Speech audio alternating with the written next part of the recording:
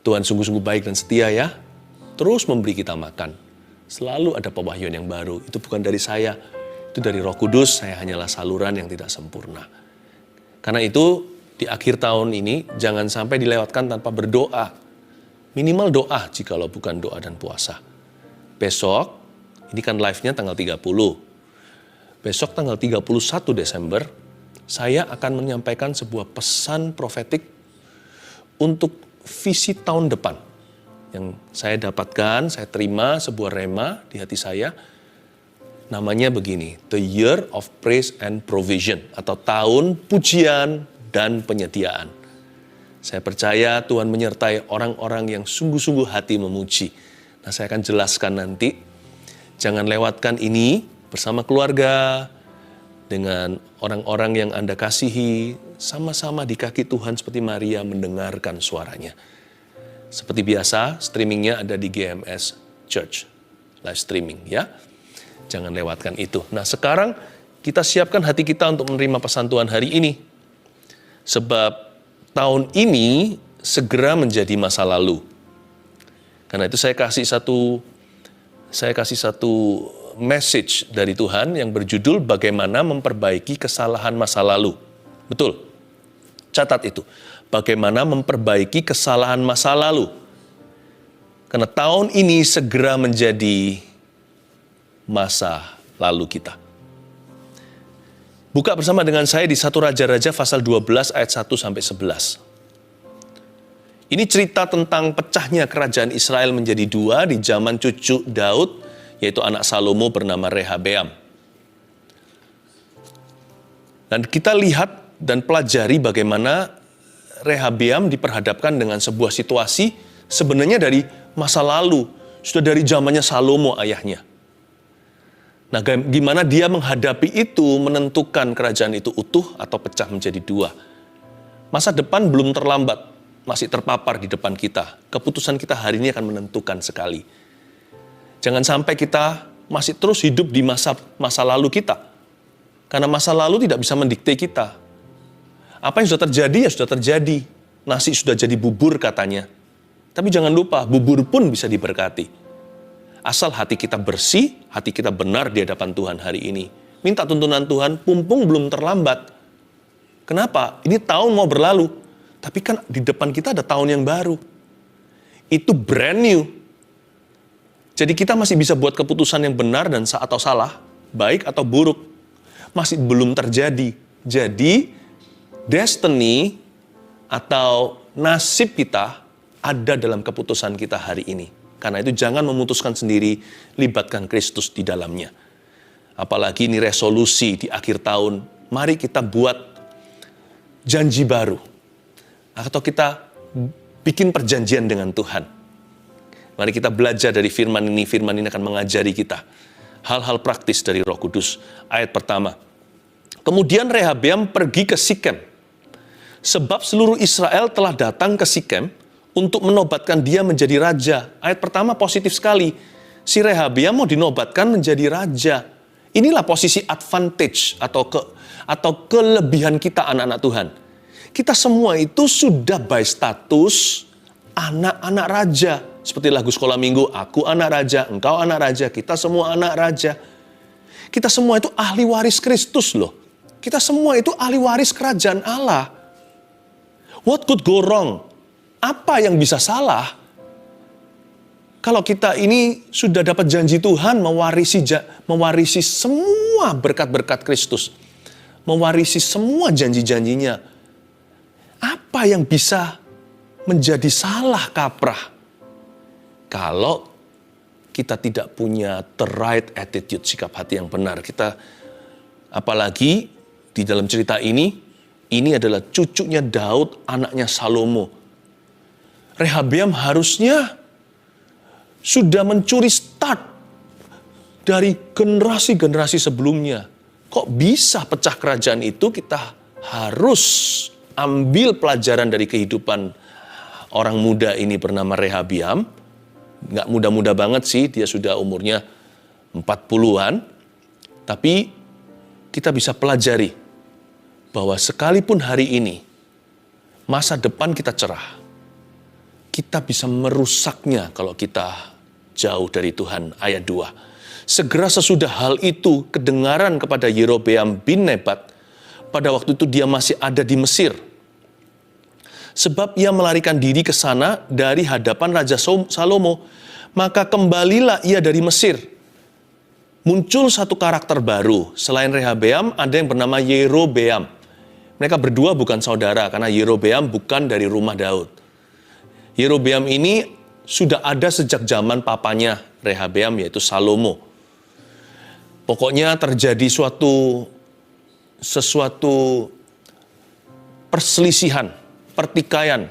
Itu juga ada hubungannya dengan Salomo yang jatuh ke dalam dosa secara sengaja. Penyembahan berhala, lalu istrinya banyak. Gara-gara itu, maka Yerobeam menjadi musuh. Dan terjadilah cikal bakal kerajaan itu pecah. Nah, kalau Anda perhatikan di ayat 2 di kalimat terakhir, maka kembalilah Yerobeam dari Mesir.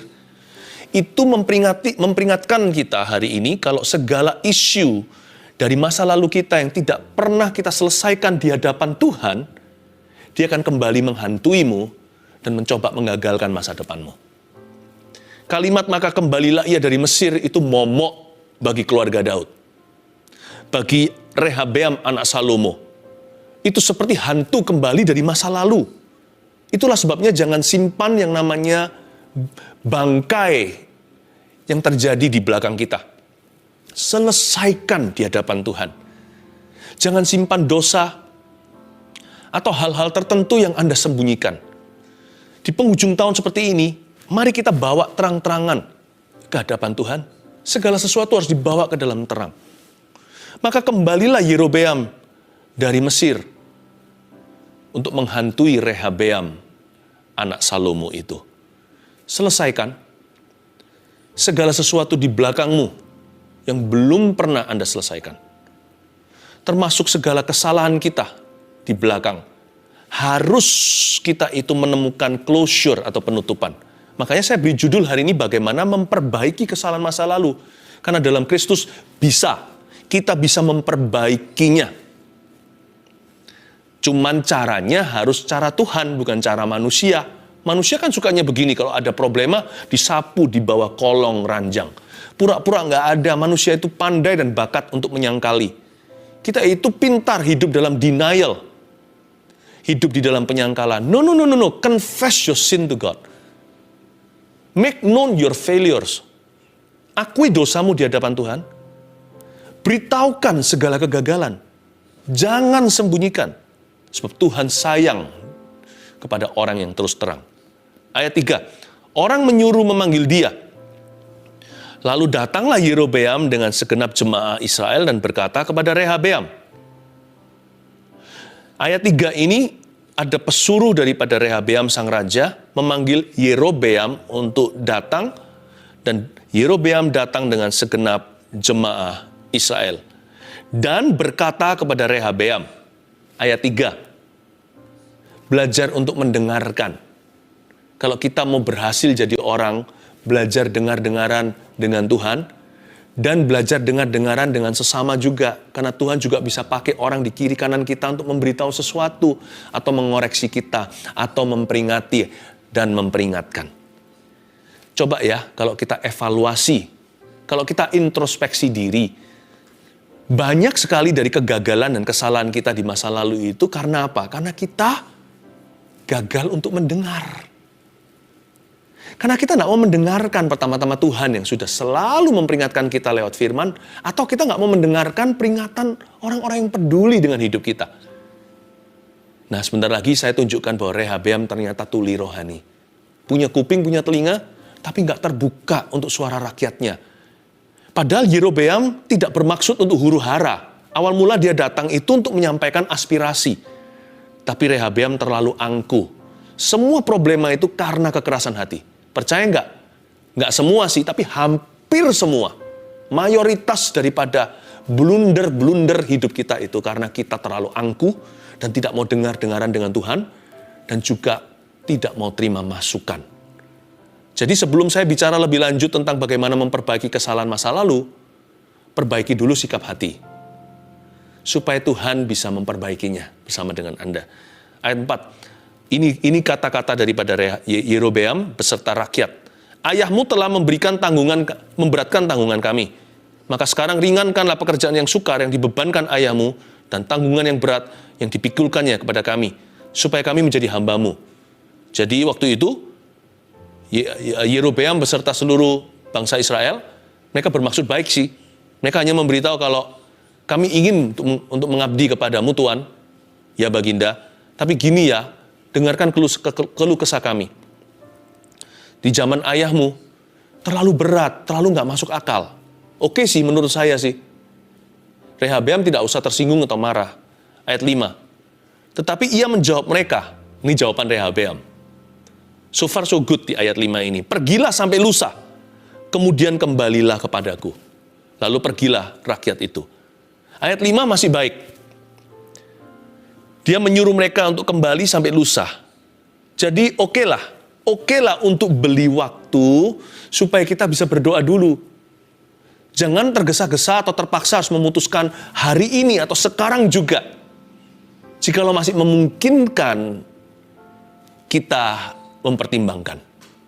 Apalagi di area abu-abu kita harus hati-hati sebelum tahun yang baru.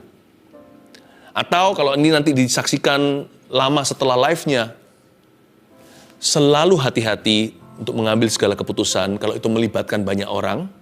Apalagi keputusan-keputusan yang masih sifatnya perlu ditimbang dulu, perlu diuji. Alangkah baiknya kita beli waktu untuk cari nasihat dulu dari orang-orang yang bisa menasihati kita. Jadi sebenarnya sampai sejauh ini Rehabeam masih bijaksana. Masih ada tanda-tanda dia anak Salomo. Ada otaknya papanya. Waktu papanya masih sungguh-sungguh. Waktu papanya masih dekat dengan Tuhan. Papanya selalu menimbang segalanya dengan hati yang berhikmat. Dan kelihatan masih ada tanda-tanda cucu Daud. Hatinya masih oke. Dia berkata, tunggu ya sampai lusa. Dia nggak marah. Orangnya itu gampang diajak bicara. Aku mau doa dulu, mungkin begitu. Atau aku mau cari nasihat dulu. Tapi sayangnya, dia salah cari penasihat. Nah ini dia. Rehabeam akhirnya terjebak di ayat 6. Sesudah itu Rehabeam meminta nasihat dari para tua-tua yang selama hidup Salomo mendampingi Salomo ayahnya. Katanya, apakah nasihatmu untuk menjawab rakyat itu? Di ayat 6 ini belum salah cari penasihat. Dia mencoba. Baik sih, dia tanya beberapa orang atau cari second atau third opinion. Cari opini 1, opini 2, opini 3. Pertama-tama yang dia cari adalah dari para tua-tua yang selama hidup Salomo mendampingi Salomo ayahnya. Orang-orang yang teruji. Ini bukan bicara tentang orang tua ya. Karena bijaksana itu tidak selalu berhubungan dengan usia. Ada orang yang usianya sudah tua tapi kepahitan melulu dan mengeluh. Tapi ada orang yang lebih muda namun bijaksana. Nggak tentu ya. Salomo dulu bijaksananya waktu dia masih muda. Daud juga. Saul udah tua tapi gitu nggak keruan kelakuannya. Hatinya loh nggak pernah benar sama Tuhan. Pikirannya bengkok selalu. Jadi saya bicara begini bukan berarti kalau kita cari penasihat harus status quo orang-orang tertentu menurut hemat atau menurut hikmat manusia. Bukan. Ujilah setiap orang. Ujilah segala roh. Rehabeam pertama-tama minta nasihat dari para tua-tua yang selama hidup Salomo mendampingi Salomo. Jadi sebenarnya ini orang-orang baik. Tua-tua ini adalah orang-orang yang terbukti. Kalau Anda memang cari penasihat, carilah orang-orang yang teruji. Carilah orang-orang yang menunjukkan buah. Jadi bukan orang yang bicara doang. Dan carilah nasihat dari orang-orang yang sudah membayar harganya.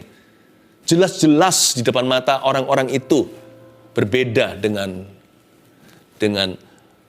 mungkin dengan orang-orang dunia. Mereka tidak serupa dengan mereka. Orang-orang yang membayar harganya. Jadi di ayat 6 saya ingin ingatkan Anda untuk membuat perencanaan ke depan itu jangan salah memilih penasihat. Siapa yang menjadi penasihat hidupmu akan menentukan masa depanmu. Siapa yang menjadi penasihat kita akan menentukan bahkan kemenangan yang kita raih atau justru akan menjerumuskan kita ke dalam kegagalan.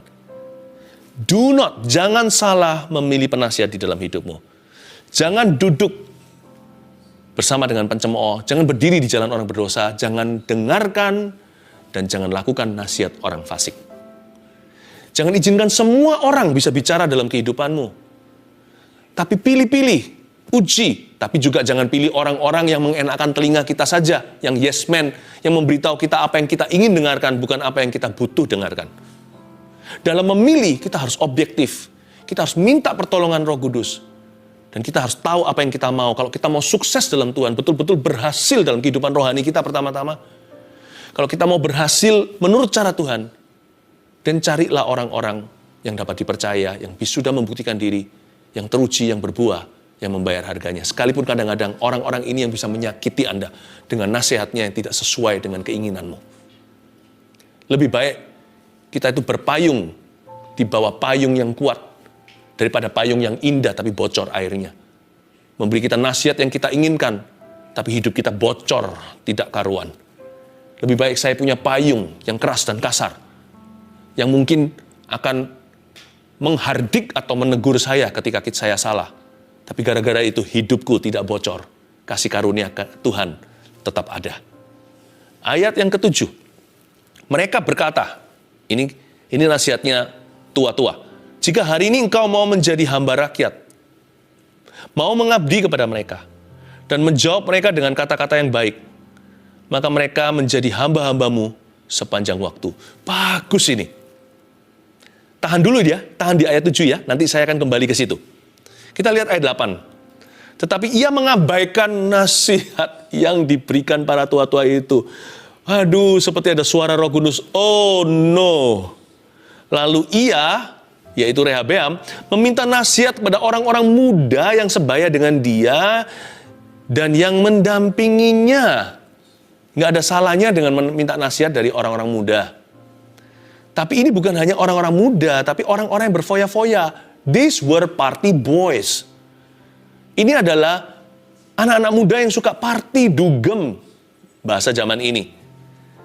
Dia cari nasihat apa yang populer dari orang-orang sebaya. You know, popular advice may not be a good advice, you know. Tidak selalu. Kadang-kadang oke, kadang-kadang bagus, tapi sangat mungkin ada kemungkinan bahwa apa yang populer di pikiran orang, apa yang bisa diterima oleh dunia, bisa-bisa adalah nasihat yang menjerumuskan atau nasihat yang menjatuhkan. Karena ikut Kristus itu lawan arus. Tapi Rehabeam cari nasihat dari party boys, dari anak-anak muda yang dugem sama dia. Dia cari apa yang mengenakkan telinga, cari yang namanya jawaban yang populer bagi dunia, dari peers atau orang-orang sebaya. Bukannya dia mencoba mengerti jalan Tuhan, dia minta dimengerti dulu posisinya. Wah, dikipas-kipas itu ambisinya oleh anak-anak muda ini. Karena mereka nggak peduli, lu mau jatuh itu urusan lu. Itu nasihat murahan. Jangan cari nasihat dari orang yang hanya jual kata atau kalimat. Carilah nasihat dari orang-orang yang mendoakan Anda dulu. Orang-orang yang sungguh-sungguh terbeban untuk hidupmu. Semoga itu adalah orang tua. Saya berdoa semua orang tua menjadi orang tua yang takut akan Tuhan, yang bisa menuntun anak-anaknya dalam jalan-jalan Tuhan. Gembala Anda, saudara seiman, suami Anda atau istri Anda.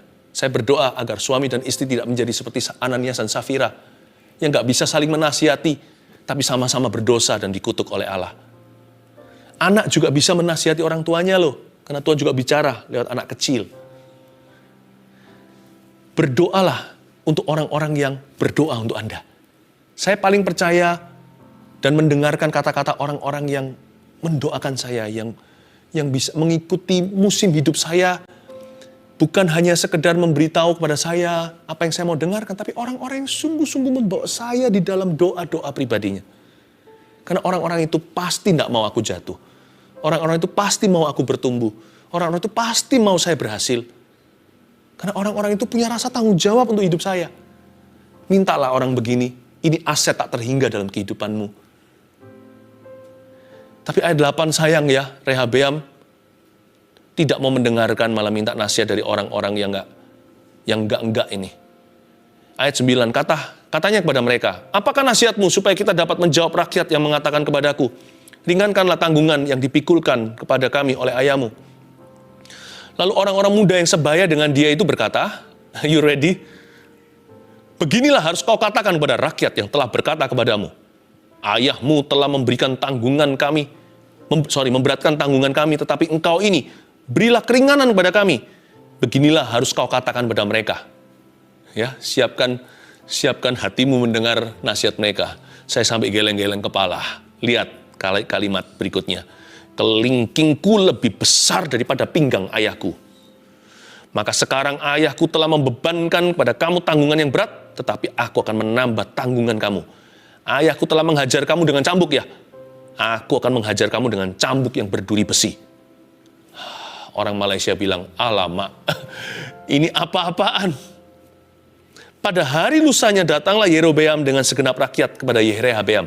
Bukan untuk memberontak, tapi untuk mendapat reply sang baginda. Seperti yang dikatakan raja, kembalilah kepadaku pada hari lusa. Ayat 13. Maka raja menjawab rakyat itu dengan keras.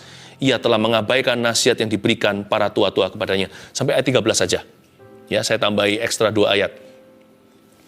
Sayang ya, malah justru Rehabeam mengucapkan kalimat daripada anak-anak muda yang tidak bertanggung jawab. Dipinjam kata-kata itu, diucapkan ke rakyatnya. Disitulah pecah kerajaan itu menjadi 2. Apa yang dititipkan oleh orang-orang muda yang berdosa itu ke mulut seorang raja yang lugu? Dia berkata, kelingkingku lebih besar daripada pinggang ayahku. Saya buktikan, saya curiga bahwa orang-orang muda ini dalam mengambil keputusan termasuk Rehabeam, mungkinkah mereka sedang di bawah pengaruh substance tertentu? Hari ini seperti alkohol, narkoba. Karena itu jangan pernah kaburkan keputusan Anda. Dalam pengambilan keputusan itu stay away from these things. Hati-hati, jangan mabuk-mabukan. Hindari nikotin. Jangan dipengaruhi dengan pornografi, supaya pornografi bisa membuat otak kita itu jadi kerdil, betul-betul jadi bodoh, betul-betul jadi tumpul. Bagaimana kita bisa membuat keputusan yang brilian kalau kita dibawa pengaruh berlebihan daripada substance ini? Saya yakin anak-anak muda ini mungkin sedang high sesuatu. Nggak gitu, nggak mungkin mereka emosinya menggebu-gebu, kelingkingku lebih besar daripada pinggang ayahku. Saya bisa bayangkan mereka sambil ketawa-ketawa, sambil terbahak-bahak ngomong ini. Keesokan hari, baginda harus pergi ke courtroom, lalu memberikan verdict atau keputusannya. Disayangkan sekali, pergaulan yang buruk merusak kebiasaan yang baik. Karena itu carilah penasihat. Anda bisa cari nasihat orang muda. Apalagi kalau Anda adalah orang muda, it's okay. Banyak anak muda yang takut akan Tuhan kok. Saya lihat itu di dalam gereja yang saya gembalakan sendiri, ribuan anak-anak muda yang begitu. Yang takut akan Tuhan. Yang penting siapa yang mimpin hidup mereka. Yang penting mereka bayar harga. Nah inilah nasihat yang diabaikan. Kita lihat ayat 7 kembali. Mereka berkata, jika hari ini engkau mau menjadi hamba rakyat. Garis bawahi, mau menjadi hamba, nomor 1. Nah ini cara begini ini bisa memperbaiki kesalahan masa lalu, kesalahan masa lalu papanya lagi, Salomo. Andai kata dia dengarkan penasihat-penasihat ini, kesalahan pun bisa ditebus loh. Kalau kamu mau menjadi hamba rakyat, nomor 1, mau menjadi hamba. 2, mau mengabdi kepada mereka, garis bawahi mau mengabdi. Nomor 2. Yang ketiga, dan menjawab mereka dengan kata-kata yang baik. 3, menjawab mereka dengan kata-kata yang baik. Bagaimana memperbaiki kesalahan masa lalu? 3 poin sederhana, catatlah. 1, dengan sikap hati yang benar. Mau menjadi hamba. Kalau kamu mau jadi hamba rakyat, mereka akan mengabdi kepadamu. Kalau kamu mau jadi hamba. Inilah yang kupunya, hati sebagai hamba. Ini bicara tentang sikap hati yang benar. Baginda yang masih muda, para penatua itu berkata, kalau baginda mau menghambakan diri, mengambil sikap hati merendah. Tahukah pepatah yang berbunyi begini dalam bahasa Inggris, your attitude determines your altitude. Sikap hatimu akan menentukan ketinggianmu dalam Tuhan dan dalam hidup ini. Andai kata yang namanya Rehabeam ini merendah gitu, ya, melunak, approachable, dapat didekati, memberikan pengertian, dengan senang hati orang-orang yang akan mengabdi, dengan sikap hati yang benar, kita bisa memperbaiki kesalahan masa lalu. Sikap hati yang salah gimana? Udah salah masih bisa defensif, masih bisa membela diri. Loh, aku kan sudah bilang sama kamu, aku kan sudah minta maaf, kenapa belum dimaafkan? Itu sikap hati yang salah. Salah kok bisa ngamuk. Iya kan? Sikap hati itu harus merendah. Cari yang rendah aja frekuensinya. Dengan sikap hati yang benar. Kalau kita salah, diam aja. Kadang-kadang sikap hati yang diam, sikap hati yang benar itu silence. At times, kadang-kadang silence is golden, diam itu emas. Tidak selalu ya.